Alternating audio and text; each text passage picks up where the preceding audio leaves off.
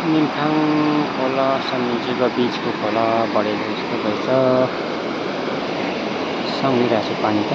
आर्या समिति हो, हामी पानी बनाउनु आउँछौँ यहाँ माथि ओरेचोङको।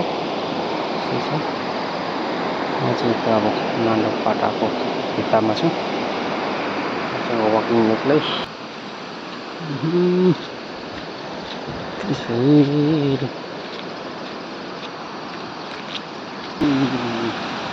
पुलमा आइपुग्यो। यता भयो आसामलिङचे, म भएकोतिर चाहिँ भयो निमथाङ बोर्डरमा आइपुग्यो। आसामलिङचे र निमथाङको बोर्डर पुल।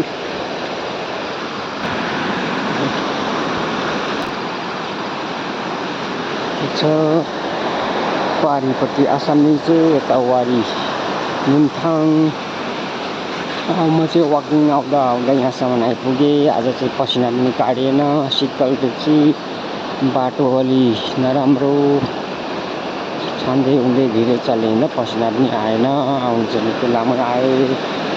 अब यता भयो निमथाङ, उता भयो आसामलिङचे खोला।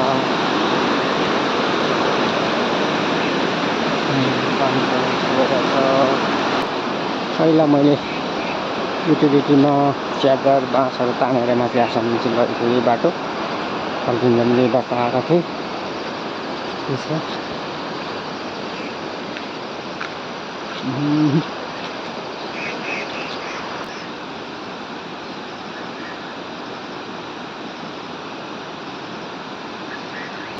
म आसामलिङचेमा आइपुगेँ आज बिहान।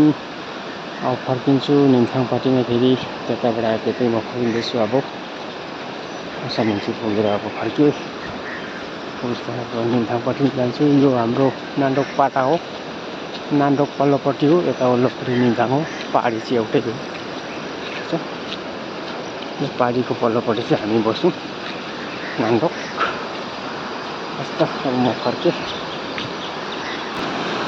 फर्किँदैछु म आफ्नो निमथाङपट्टि आफ्नो बाटो अघि आफै बाटो फर्किँदैछु। आसामलिङचे पुगेर आसामलिङचेलाई छोडेर जाँदैछु। आज मौसम दामी छ, मौसम उक्रेको छ। आज घाम लाग्छ होला। गङ्गटा गङ्गटा गङ्गटा गङ्गटा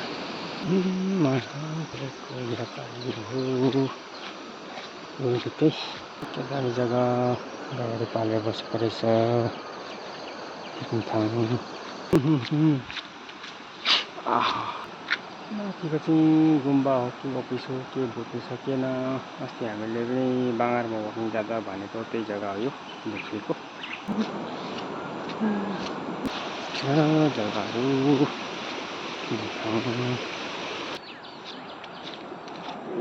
आसामलिङचे पारिपट्टि मस्त छ।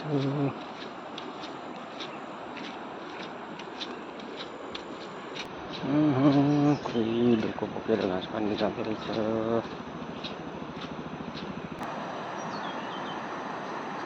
आसामलिङचेको बाटो के को भारी बोकेर गयो, कुम्लो बिक्री गर्नु गएको रहेछ। यो चाहिँ अस्ति बाँगाले के होला भनेर सोधेपछि गुम्बा हो कि अफिस हो भनेको यही हो। निमथाङदेखि म पारी हेर्दैछु आसामलिङचेपट्टि र धान खेतीहरू मालाको।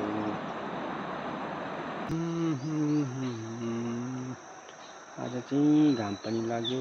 पारिपट्टि खेतीपाती मजाको आली तासेको छ, धान रोप्ने आसामलिङचेपट्टि।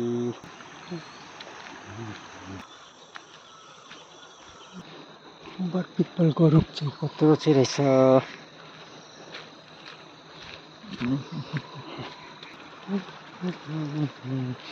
यस्तो रहेछ बरपिपल, के दामी।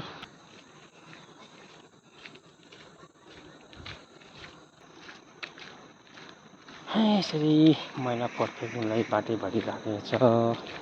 यहाँको नियम चाहिँ अब बाटो हुँदी जे खाए पनि बोतल प्लास्टिक चिप्स खाएको कभरहरू फ्याँक्नु हुँदैन। त्यसले गर्दा यस्तो बाटैमा डस्टबिन राखिदिएको हुन्छ, त्यहाँ लगाइदिनुपर्छ। यो चाहिँ कति राम्रो स्वभावको डिसिप्लिन छ, सफा बस्ने तरिका। यो हुन त गाडी नकुद्ने ठाउँ हो, बस्ती बाटो हो, घर पनि बेसी छैन, त्यही पनि सफा सुग्घर बस्नु चाहिँ एकदम जरुरी भनेर चाहिँ यहाँनिर बाटोको छेउछेउमा डस्टबिन झुन्डाइदिएको छ। सबैले हिँड्दा डुल्दा खाएका चिज चाहिँ त्यहाँ लगाइदिनु पर्छ, जतासुकै फ्याँक्नु हुँदैन। यहाँको नियम चाहिँ राम्रो छ यसरी। पानी बनाउनेको बाटो हो र यहाँ पनि त डस्टबिन यस्तै छ राखेको।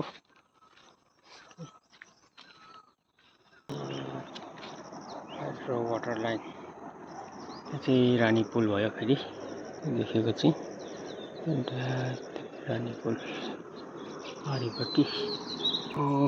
बाक्लो गाउँ आइपुग्यो।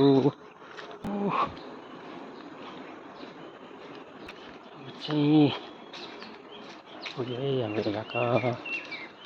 अलि बाँकी छ, आधा किलोमिटर।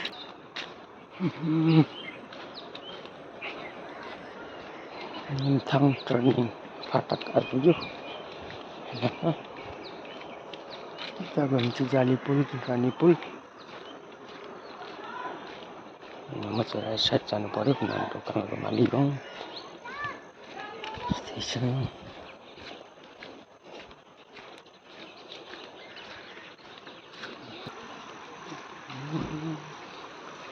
मौसम राम्रो छ। चाहिँ अब घरमा मौसम उक्रेर आज चाहिँ घाम लाग्ने रहेछ मित्र।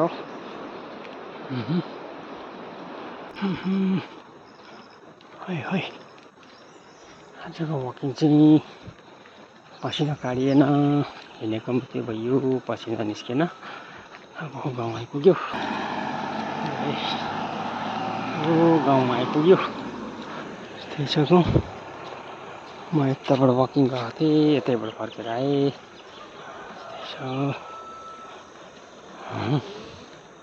आइपुग्यो गाउँमा।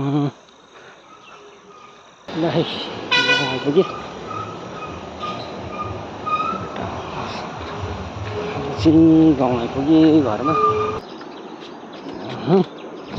यति चाहिँ हाम्रो गाउँ माली गाउँ।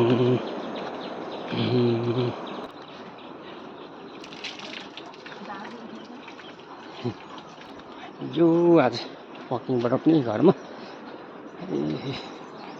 विजय भाइहरू उठेको रहेछ। यति चाहिँ हाम्रो माली गाउँ। हाम्रो घर पनि कोही उठेकै छैन रहेछ। यो चाहिँ हाम्रो घर हो। आइपुगे घरमा। यस्तै चाहिँ हाम्रो घर गाउँ। ल उठाइरहेको छ कोही पनि। अब मेरो भिडियो ब्लग आज वकिङको प्रोग्राम यस्तै थियो, देखाएँ मैले तपाईँहरूलाई। अब मेरो अन्तिम भिडियो ब्लग पर्दछु। भनिदिनु होला कस्तो लाग्यो तपाईँहरूलाई।